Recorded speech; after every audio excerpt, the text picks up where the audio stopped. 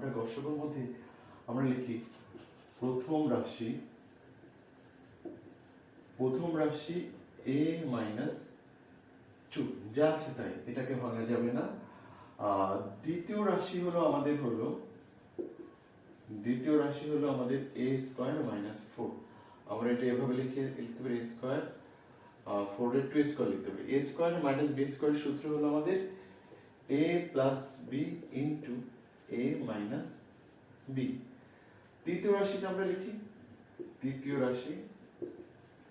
রাশিটা হলো আমাদের a square minus a minus 2।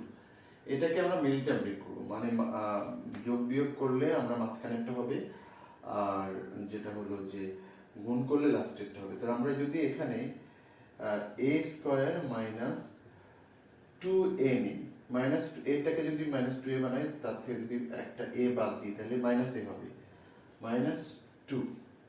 এখান থেকে যদি কমন নিই, দুইটার মধ্যে কমন যায় a, তার মানে a মাইনাস 2, বাকি দুইটার মধ্যে কিছু কমন যায় না, তার মানে 1, a মাইনাস 2। দুইটার মধ্যে আমরা নেব a মাইনাস 2, বাকি থাকে a প্লাস 1। এখন আমরা দেখব সবকটার মধ্যে কমন কোনগুলো। a মাইনাস 2, পরেরটা আমরা দেখি হলো a মাইনাস 2, a মাইনাস 2, আর কিছু কমন নেই। অর্থাৎ আমাদের গসাগু হলো a minus 2. Thank you so much for watching.